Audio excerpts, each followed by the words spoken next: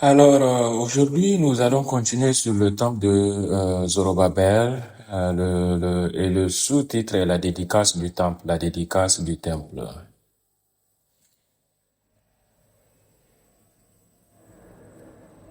Et la parole de Dieu nous vient du livre d'Ezra, chapitre 6, verset 16 à 18. Ezra, chapitre 6, verset 16 à 18. Je vais le lire. Et les fils d'Israël, les sacrificateurs, les Lévites et le reste des exilés célébraient la dédicace de cette maison de Dieu avec joie. Ils offrirent pour la dédicace de ce temple de Dieu 14 taureaux, 200 béliers, 400 agneaux, et en sacrifice pour le péché de tout Israël, 12 boucs correspondant au nombre des tribus d'Israël. Puis ils établirent les sacrificateurs dans leur division et les Lévites dans leur ordre pour le service de Dieu à Jérusalem, comme il est écrit dans le livre de Moïse. C'est la parole du Seigneur. Amen. La, la première page, je suis sûr que vous savez ce que c'est avant que je vous le montre, n'est-ce pas? Est-ce que nous pouvons réciter les années, les dates majeures et importantes du temple de Zorobabel? Oui, 538 avant Jésus-Christ, c'est l'année de la proclamation, d'accord? L'année de la proclamation du roi Cyrus. 537 avant Jésus-Christ sera le premier retour. 536 avant Jésus-Christ, le début de la construction, d'accord? Quel mois? Un peu de détails, n'est-ce pas? D'accord. Quel mois? Le deuxième mois. Et puis, 520 avant Jésus-Christ serait la reprise de la construction. Et la date, c'est le 24 du sixième mois. Et enfin, l'achèvement du temple est en 516 avant Jésus-Christ. Vous retenez la date? Le, le troisième du 12e mois, d'accord? Le troisième du 12e mois. Alors aujourd'hui, nous allons parler de la dédicace après qu'ils aient terminé la construction, la reconstruction, d'accord? Le troisième jour du 12e mois, maintenant ils entrent donc dans cette période de dédicace, d'accord? Le rituel et la célébration de la dédicace du temple à Dieu. Alors, la première chose que nous voulons examiner, où la Bible nous dit, c'est la quantité de sacrifices, d'accord? La quantité de sacrifices. Vous pouvez voir qu'il y a deux chiffres, d'accord? La comparaison entre le temple de Zorobabel et le temple de Salomon, d'accord? L'écriture en Ezra chapitre 6 verset 17 et 1 Roi chapitre 8 verset 63. D'accord? Je vais agrandir pour vous. Alors, pour le temple de Zorobabel, comme nous l'avons lu dans notre écriture principale aujourd'hui, Esdras chapitre 6, verset 17, il y avait 100 taureaux, 200 béliers, 400 agneaux et 12 boucs. D'accord? Et selon 1 Roi chapitre 8, verset 63, pour la dédicace du temple de Salomon, il y avait 2000 bœufs, 120 000 moutons. Donc, au total, pour le temple de Zorobabel, bien sûr, indépendamment de la dépense, du coût, de la valeur de chaque sacrifice, si nous comparons simplement le nombre total pour le temple de Zorobabel, ça fait 712. Tandis que le temple de Salomon, 142 000, n'est-ce pas? 142 000. Alors, qu'est-ce que vous en déduisez? Qu'est-ce que vous en déduisez? Ce que cela nous montre, c'est que leur condition financière ou leur économie ne s'est pas améliorée de manière significative, même après avoir vécu à Jérusalem pendant 20 ans. D'accord? Le peuple d'Israël, d'accord? Après être revenu et avoir vécu dans le pays d'Israël à Jérusalem pendant 20 ans, mais leur condition financière ou leur économie ne s'est pas améliorée, d'accord? Vous pourriez penser que les ustensiles et meubles qui ont été pris lors de la captivité babylonienne avaient été rendus au peuple d'Israël par l'ordre du roi Cyrus. Et aussi le roi Cyrus et Darius ont ensuite ordonné aux gens autour de soutenir leur migration, n'est-ce pas, et la construction du temple. Donc vous pouvez penser, mais ça n'était pas suffisamment, ou n'ont-ils pas suivi les décrets du roi, n'est-ce pas, les gens de Perse, n'est-ce pas, n'ont-ils pas suivi le décret du roi? Parce qu'il y a tellement de déclarations que le roi a ordonné aux gens de soutenir ces personnes pour leur déménagement, pour leur construction. Mais à la fin, nous pouvons voir qu'ils n'ont pas beaucoup, n'est-ce pas? Ils n'ont pas beaucoup. Alors, comment devons-nous comprendre cela? Premièrement, les Babyloniens ne sont pas venus à Jérusalem avec l'intention de démonter soigneusement le temple et de le mettre en sécurité quelque part, n'est-ce pas? Pendant la captivité babylonienne, lorsque l'armée babylonienne, les soldats babyloniens sont venus, ils sont venus simplement pour piller. Ils sont venus pour piller.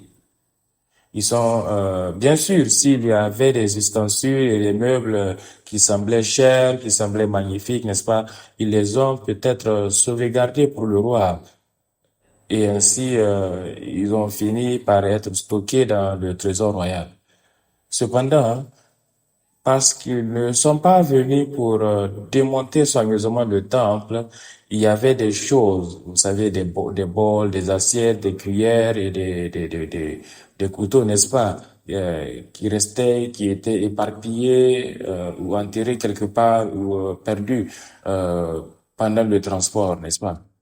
Où certaines personnes pouvaient venir avec un cœur avide et les cacher ou les prendre secrètement pour elles-mêmes, n'est-ce pas? Donc, ce n'est pas tout le temple de Salomon, qui a été déplacé à Babylone dans le trésor royal. Et plus tard, tout a été restitué aux mains du peuple d'Israël, n'est-ce pas? Tout ce que le roi babylonien, tout ce qui était stocké à Babylone dans le trésor royal a été restitué selon l'ordre du roi Cyrus. Cependant, ce n'était pas la totalité, ce n'était pas tout. Certains ont été perdus, certains ont été déjà pris. Et deuxièmement, le temple de Salomon a été construit à l'apogée de la nation d'Israël, n'est-ce pas? À l'époque du roi David, il a tout préparé. C'était la période la plus forte et la plus riche de la nation d'Israël. Donc, le temple de Salomon n'était pas un temple ordinaire. Le temple de Salomon était un temple.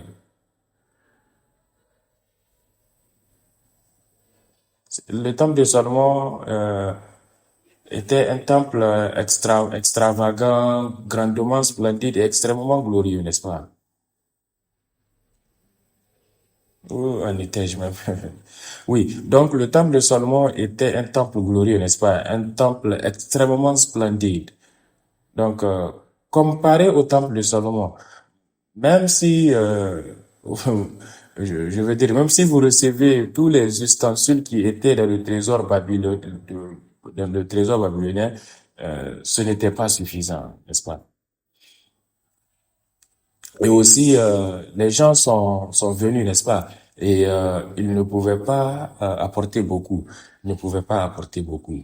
Donc, en ce qui concerne cette comparaison entre le nombre de sacrifices ou la qualité du temple ou le luxe du temple, n'est-ce pas, entre le temple de Zorobabel et le temple de Salomon, nous pourrons voir que dans le cas du temple de Zorobabel, beaucoup de choses manquaient, n'est-ce pas? Beaucoup de choses manquaient. Donc, seuls de petits sacrifices ont été faits pour la dédicace. Cependant, euh, chose numéro 2 est, cependant, Dieu était content même avec cette petite offrande ou ces petits sacrifices, n'est-ce pas? Dieu était content. Malgré le petit nombre de sacrifices et la petite échelle de la dédicace, parce que Dieu ne cherche pas le nombre de sacrifices, mais le véritable cœur. Il était satisfait, n'est-ce pas? La sincérité, nous pouvons dire que nous pouvons dire des gens qui offrent, n'est-ce pas? Je veux dire, c'est le même enseignement encore et encore de l'Ancien Testament et du Nouveau Testament aussi, n'est-ce pas? Dieu recherche la sincérité, Dieu regarde au cœur. Donc, bien que les sacrifices soient petits, Dieu était content parce que leur cœur était authentique, leur cœur était sincère, n'est-ce pas? Donc, si vous regardez à Esdras chapitre 6, verset 22, Esdras chapitre 6, verset 22, il est dit, « Et ils observèrent la fête des pains sans levain 7 jours avec joie, car le Seigneur les avait rendus joyeux. » Ici, le Seigneur les avait rendus joyeux. Nous en parlerons, n'est-ce pas, la fête des pains sans levain, n'est-ce pas, qui a été observée pendant la dédicace. Cette fête a été observée pendant la dédicace.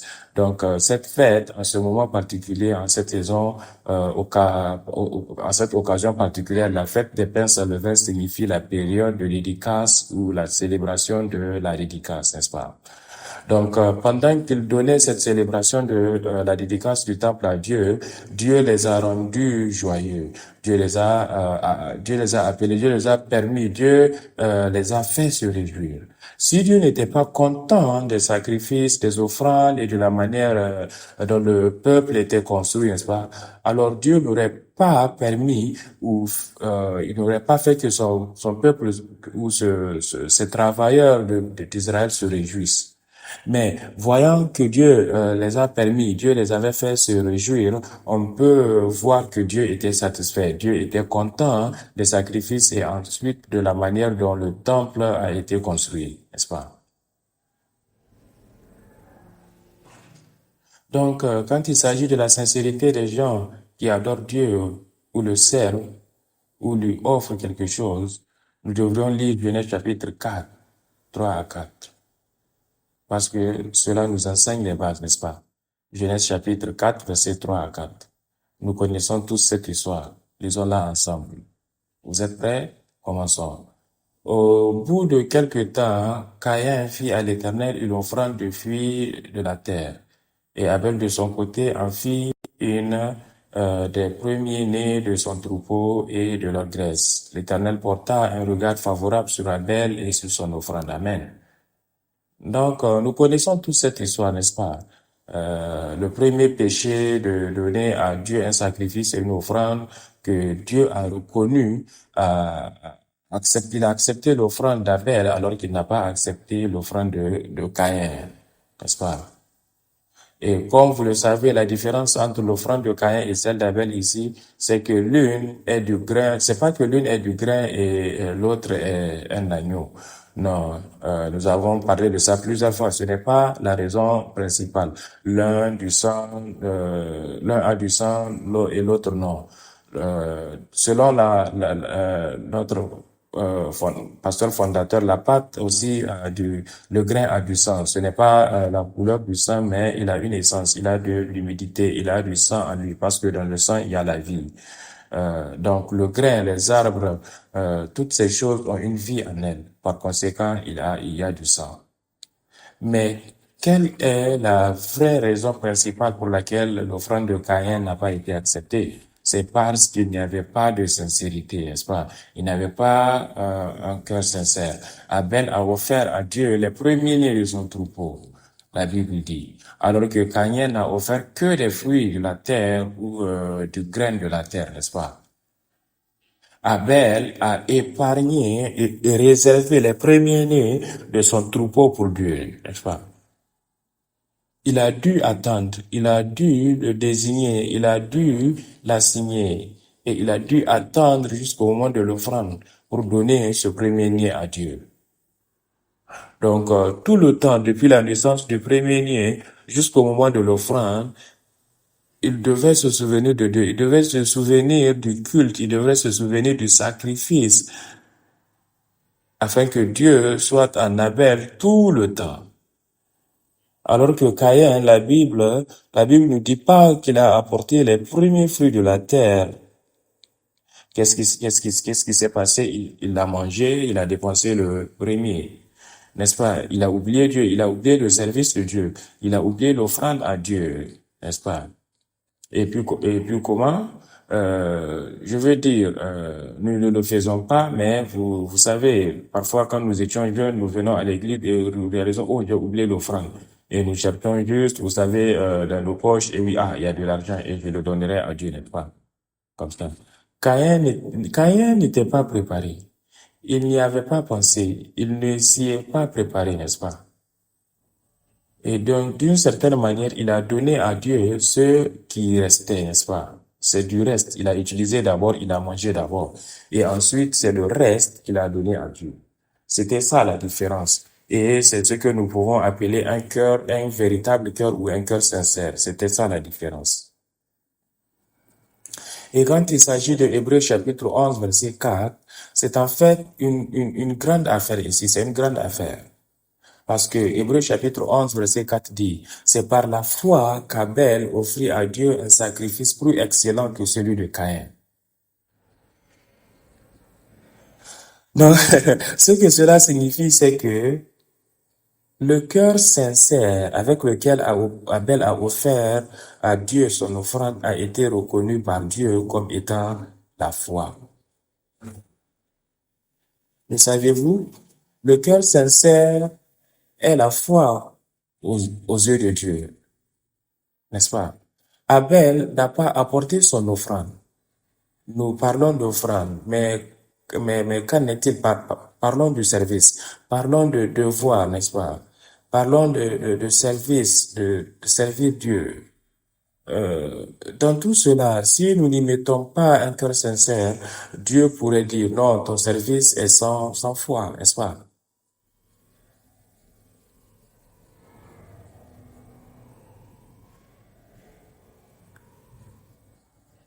Donc, Abel se souciait de Dieu, donc il a priorisé son offrande. Caïn ne se souciait pas de Dieu, donc il a utilisé ce qui restait pour offrir, n'est-ce pas? Et dans notre service, dans notre offrande, dans notre service, dans nos services, surtout dans notre ministère, nous ne devrons pas donner à Dieu ce qui reste. Ne donnons pas à Dieu le temps qui reste, l'énergie qui reste ou le cœur qui reste. Vous savez ce que j'essaie de dire, hein? Si c'est le dernier jour, mettons Dieu en priorité. Organisons-nous, Dieu d'abord, et réorganisons notre vie en fonction de cela, n'est-ce pas? Si c'est l'étude biblique du mercredi, ça devrait être prioritaire. Nous ne devrions pas dire, si j'ai le temps, je viendrai. Je veux dire, d'une, d'une certaine manière, c'est bien, n'est-ce pas? Mieux que ne pas venir. Mais, selon le message d'aujourd'hui, ce n'est pas bien. Parce que Dieu pourrait dire, viens et fais tout. Mais il n'y a pas de foi. Et il n'y avait pas un cœur sincère, pas un cœur sincère. Donc, je nous encourage, frères et sœurs, aujourd'hui, donnons à Dieu la première place en tout. Donnons à Dieu un cœur sincère. Mettons Dieu et son service en priorité. Vous savez, Abraham Lincoln, le président des États-Unis, je veux dire, c'est une histoire très connue dans le christianisme coréen. Euh, Quand il est devenu président des États-Unis, il a dit que son travail secondaire était le président des États-Unis d'Amérique et son travail principal était enseignant à l'école du dimanche. Il est devenu peut-être la personne la plus remarquable du pays le plus puissant. Pourtant, il a dit que son travail secondaire était celui de président et son travail principal celui d'enseignant à l'école du dimanche. Je pense qu'Abraham Lincoln a montré l'exemple de la priorité donnée à Dieu. Comment donner la première place à Dieu, n'est-ce pas? Donc, mes frères et sœurs, quand nous adorons Dieu, le servons et lui offrons quelque chose, ne donnons pas à Dieu ce qui reste, le temps qui reste, l'énergie qui reste, mais mettons Dieu en priorité. Préservons cela pour Dieu. Alors il l'acceptera. De plus, il nous reconnaîtra comme des gens de foi. Amen. Amen. Merci. Bien. Troisièmement, ce qui s'est passé, c'est la nomination. Ils ont nominé les sacrificateurs et les lévites. Ils ont nominé les sacrificateurs et les lévites lors de cette dédicace. Esdras chapitre 6, verset 18. Esdras chapitre 6, verset 18. Il dit alors qu'ils ont nommé des sacrificateurs selon leur division et les Lévites selon leur ordre pour le service de Dieu à Jérusalem, comme il est écrit dans le livre de Moïse. N'est-ce pas? Nous avons déjà entendu parler de de ce mot division, n'est-ce pas? Où l'avions-nous entendu? Oui, les 24 divisions sont expliquées dans quel livre? Jusqu'à présent, le livre le plus difficile à lire. Oh non, non, non, non. C'est le nouveau livre, n'est-ce pas? Vous n'avez pas encore le livre. C'est expliqué dans le 6e livre. Et nous savons que David a établi 24 divisions je veux dire, 4 groupes de ministères, n'est-ce pas? Et puis 24 divisions parmi chaque ministère, n'est-ce pas? Cependant, si vous regardez cela, à la fin du verset 18, il est dit, il est écrit dans le livre de Moïse, n'est-ce pas? Donc, ils ont nommé les sacrificateurs selon leur division et les Lévites selon leur ordre pour le service de Dieu à Jérusalem, comme il est écrit dans le livre de Moïse. Ce passage nous dit que lorsque Dieu a établi le système des Lévites, le système des sacrificateurs, il a également établi les divisions et des ordres, n'est-ce pas? Est-ce que vous comprenez ce que j'essaie de dire? Ce n'est pas David qui l'a inventé en premier. David n'a pas inventé ce système, n'est-ce pas? Il a peut-être développé, il a peut-être amélioré. Cependant, celui qui a donné cet ordre et ce système, c'est Dieu. Parce que ce passage dit que le système de division, ce système d'ordre était enregistré dans le livre de Moïse, dans la loi, n'est-ce pas? Donc, c'est le système que Dieu a donné. Et peut-être que David l'a développé ou l'a amélioré, n'est-ce pas? Cependant, ce que cela signifie dans la Bible, lorsqu'ils disent qu'ils ont nommé les sacrificateurs selon la division ou selon l'ordre, cela signifie qu'ils essayent de revenir en arrière, n'est-ce pas? Ils essayent de rétablir ou de restaurer selon l'ordre de Dieu, selon comment Dieu l'a établi depuis le début, au commencement, n'est-ce pas? Donc, rétablir les ordres et les divisions que Dieu a créées a un sens de grand désir de retour et de la repentance. Tout simplement parce que la Bible dit qu'ils ont désigné les prêtres et les lévites, n'est-ce pas? Cependant, ce que cela signifie vraiment, c'est qu'il y avait un grand désir parmi le peuple de pouvoir restaurer et de retourner à l'ordre que Dieu avait établi pour eux. Donc, cela signifie qu'ils reconnaissent la valeur du temple de Dieu et de tous les ministères associés, n'est-ce pas? Tous les ministères associés. Et quatrièmement, ils ont célébré la Pâque et la fête des pains sans levain. Ils ont célébré la Pâque et la fête des pains sans levain. Ce que je veux dire, c'est le pain sans levain, n'est-ce pas? La fête des pains sans levain, n'est-ce pas? Alors, quelle est la date de la Pâque? Ne vous trompez pas, hein? Oui. Le 14 du premier mois, c'est la Pâque. Oui, le 15 au 21 du premier mois, oui, ce sera la fête des pains, des pains sans levain. Donc, pourquoi célébrait-il, n'est-ce pas, la Pâque et la fête des pains sans levain pendant la dédicace? Pourquoi? Pourquoi? C'est parce qu'ils ont terminé la construction quand ils ont terminé ça, n'est-ce pas, le 3 du 12e mois.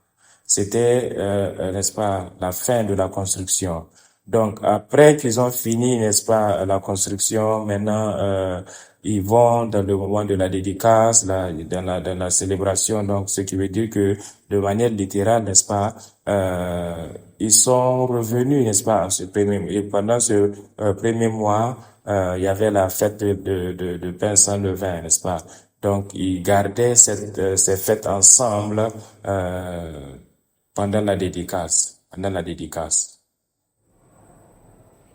Donc, si vous regardez en Isra chapitre 6, verset 19, Isra chapitre 6, verset 19, et les exilés observaient la Pâque le 14e jour du premier mois, n'est-ce pas?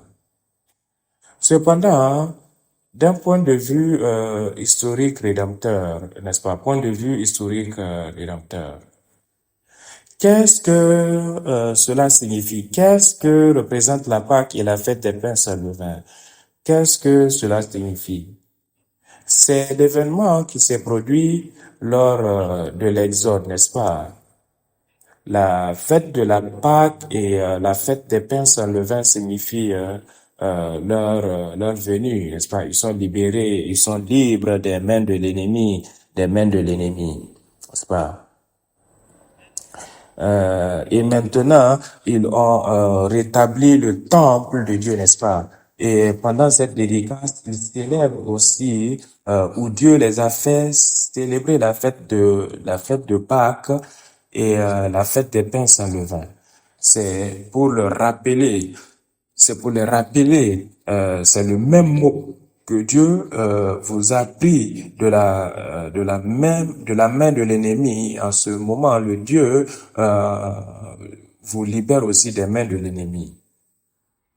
Donc, pendant cette dédicace, Dieu les a fait célébrer la fête de la Pâque et la fête des pains sans levain, afin que le peuple comprenne, que le peuple se rappelle, c'est notre Dieu qui nous a libérés des mains de l'ennemi, n'est-ce pas? Il nous rétablira.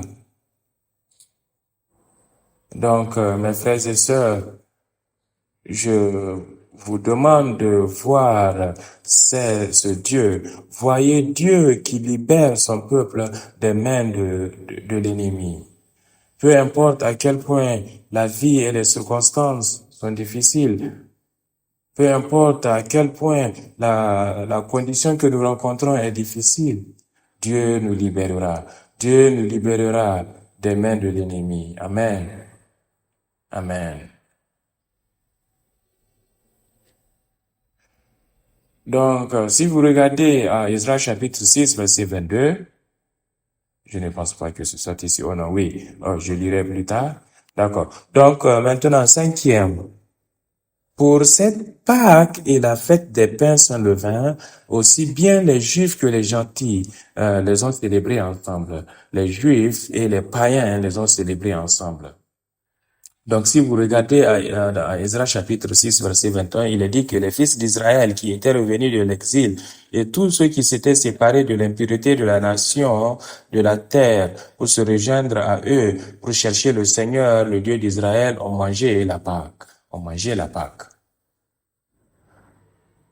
Premièrement, cela nous enseigne que la rédemption de Dieu est pour quiconque et pour tous ceux qui croient. La rédemption de Dieu est ouverte à quiconque et à tous ceux qui croient. Nous avons juste dit que ce que la Pâque et la fête des pains signifient, c'est la délivrance de Dieu, n'est-ce pas? La libération de Dieu, n'est-ce pas? Et Dieu dit que vous, les Juifs et les gentils, n'est-ce pas? Ils devraient tous célébrer ensemble. Par conséquent, cela nous enseigne que la rédemption de Dieu n'est pas seulement pour les Juifs, mais aussi pour les païens, n'est-ce pas? C'est pour quiconque croit, n'est-ce pas?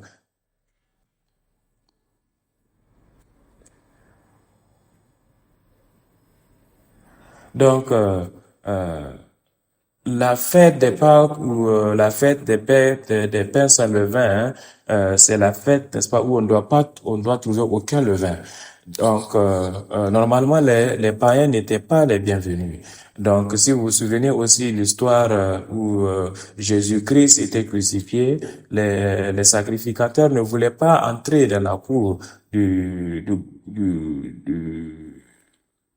gouverneur romain, n'est-ce pas? Parce qu'il craignait que cet endroit ne soit pas purifié, n'est-ce pas? Cet endroit pourrait ne pas être purifié. Et s'il y avait du levain trouvé là-bas, cela les suerait aussi. Donc, ils ne voulaient pas y entrer parce qu'ils voulaient célébrer la Pâque le lendemain à partir du soir. Donc, c'est une chose normale que les Juifs ne veulent pas se mêler aux païens, surtout pendant cette Pâque et aussi la fête des pains sans levain, à moins que Dieu ne leur ait donné trois conditions, n'est-ce pas? Dieu leur a donné trois conditions. La première est qu'ils doivent, les, les païens doivent chercher le Seigneur, n'est-ce pas? Si vous regardez ici, euh, chercher le Dieu d'Israël. Donc, c'est la première condition. Les païens qui vont qui vont se joindre à la fête de Pâques et la fête du pain sans levain, ils doivent rechercher le Seigneur, le Dieu d'Israël. La deuxième, c'est qu'ils doivent se joindre au peuple d'Israël, n'est-ce pas? Pour se joindre à eux, ils doivent se joindre. Ils doivent se joindre au peuple d'Israël, n'est-ce pas? Et troisièmement, ils doivent se séparer. Ils doivent se séparer de l'impureté de la nation du pays, n'est-ce pas?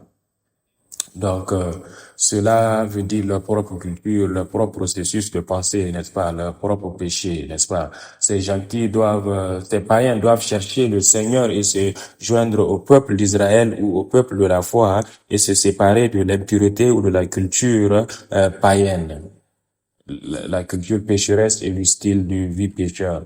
Si c'est le cas, alors tout païen devrait être, ou tous les païens et tout païen étaient bienvenus et autorisés à célébrer cette Pâque et la fête aussi des pains sans levain ensemble. Ce n'est pas seulement pour cette occasion. Si vous regardez la loi de Moïse, si vous regardez en Exode chapitre 12, versets 44 et 48, Dieu nous dit la même chose. Pour la Pâque, les païens peuvent se joindre s'ils sont prêts à être circoncis. Si les païens sont prêts à être circoncis, ils peuvent se joindre à la Pâque. Exode chapitre 18, verset 48.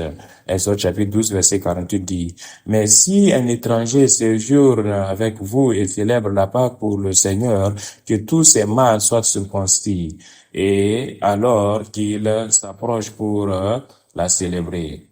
Il sera comme un indigène du pays, mais aucune personne incirconcis ne peut en manger. » N'est-ce pas?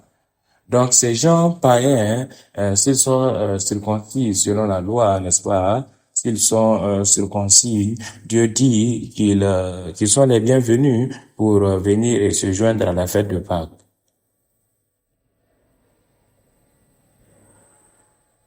Eh bien, je pense que c'est la réponse à la question. Selon laquelle pourquoi alors les Samaritains qui ont offert leur aide au début de la construction ont-ils refusé, n'est-ce pas? Pourquoi est-ce qu'ils ont été refusés? Je voulais déjà expliquer, mais ce n'était pas à propos de leur race, n'est-ce pas? Ce n'est pas à propos ou parce qu'ils sont à moitié sang, n'est-ce pas? Les Samaritains sont à moitié sang, n'est-ce pas? Plus proches de ces païens entièrement, n'est-ce pas?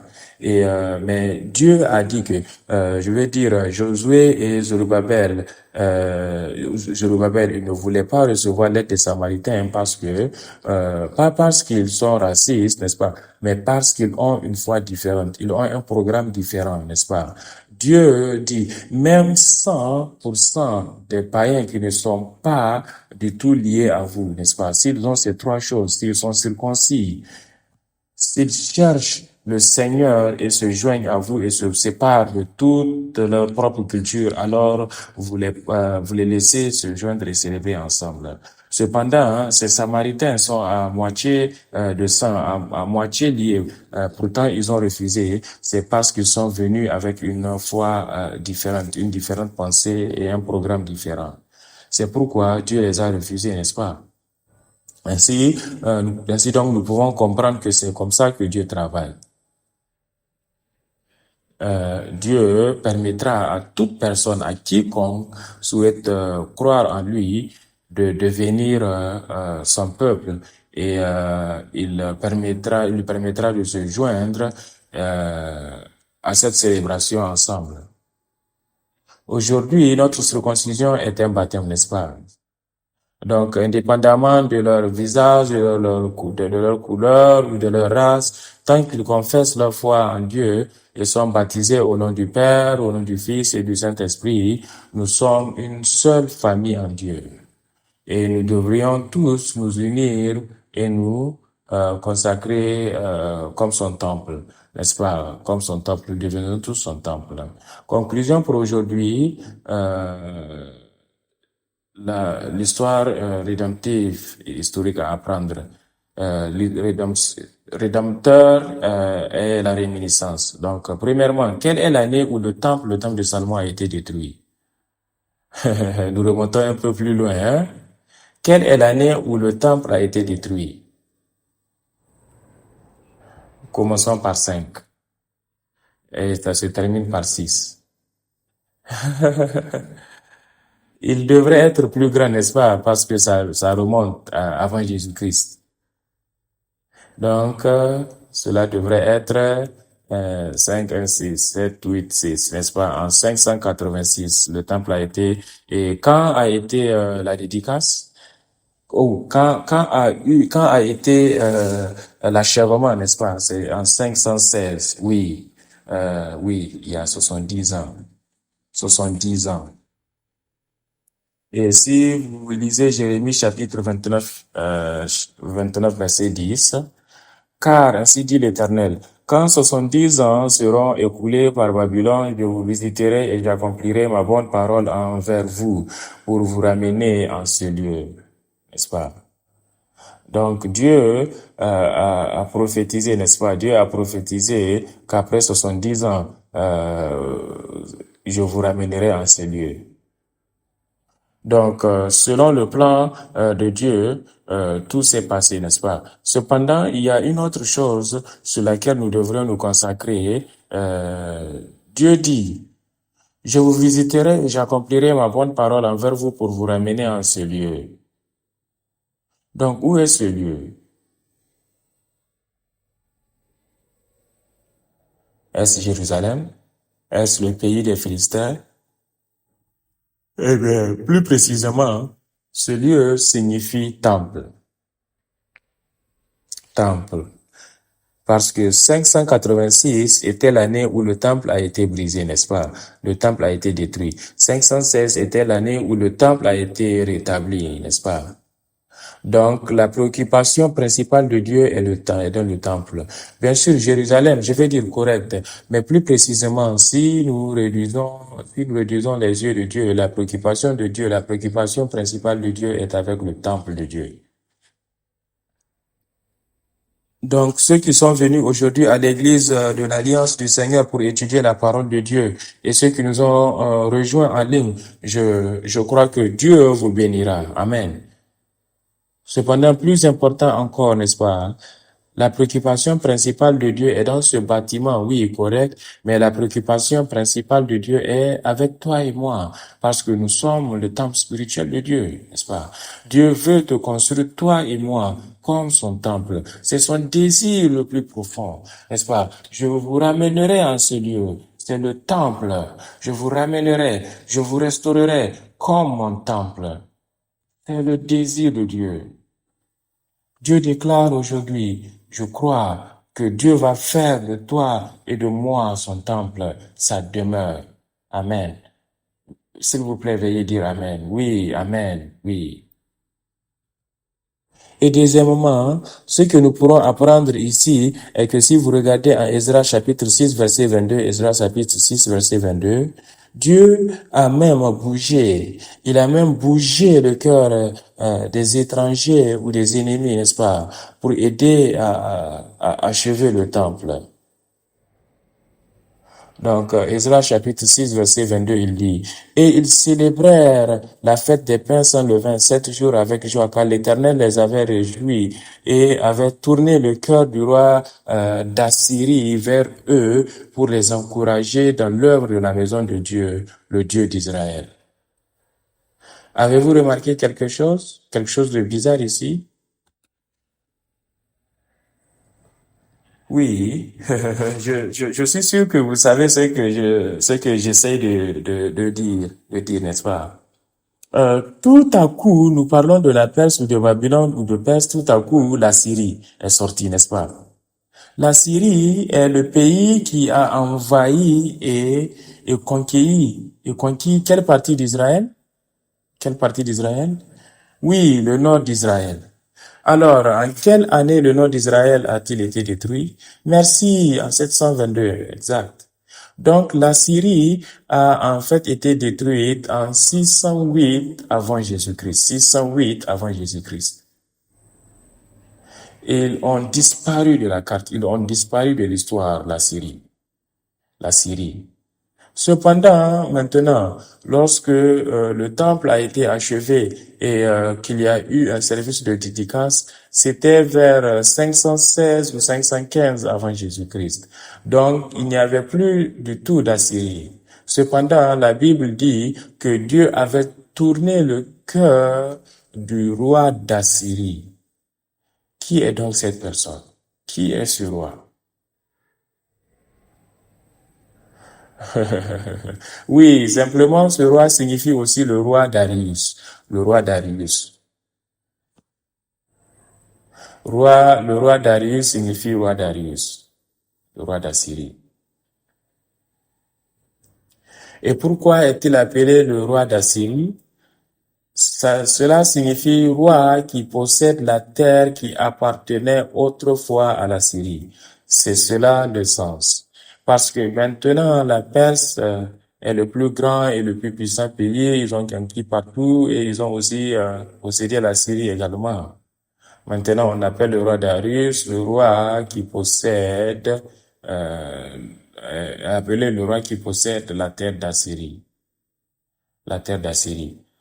Donc, si nous comprenons cela, cela signifie que Dieu avait changé le cœur du roi Darius pour aider à terminer la construction, n'est-ce pas? Dieu avait déplacé le cœur du roi Cyrus. Dieu avait déplacé le cœur du roi Darius. Pourquoi? Pas parce qu'il était beau, fidèle, grand, n'est-ce pas? La seule préoccupation de Dieu et la principale préoccupation, c'est son temple, le temple de Dieu, n'est-ce pas? Donc Dieu a même changé le cœur des ennemis, le cœur de ses rois pour aider à encourager, à terminer le temple de Dieu et à le reconstruire. Donc, chers frères et sœurs, notre Dieu changera même le cœur de nos ennemis et verra son peuple. Ah, je suis désolé. Il voit son temple construit, n'est-ce pas? Si Dieu cherche vraiment à voir son temple construit, désirons donc la même chose. Priorisons la même chose. Ayons le même cœur que notre Père Dieu. Si Dieu se soucie vraiment de vous et moi, de ce temple spirituel, soucions-nous également de ce temple spirituel. Si Dieu veut vraiment voir vous et moi établis comme son temple à partir d'aujourd'hui, priorisons cela comme notre principale préoccupation également. Comment deviendrons-nous le temple de Dieu? Comment grandirons-nous en tant que temple de Dieu? Ne pensez-vous pas que c'est la bonne chose à faire? Si Dieu veut vraiment nous voir, vous et moi, nous réveiller, nous révéler, nous compléter comme sa demeure, gardons cela à l'esprit. Priorisons-le, ayons le même cœur que notre Père Dieu, afin que Dieu soit content et que nous puissions être établis comme son temple. Et la présence de Dieu sera avec vous, sera avec nous, toujours et à jamais. Amen.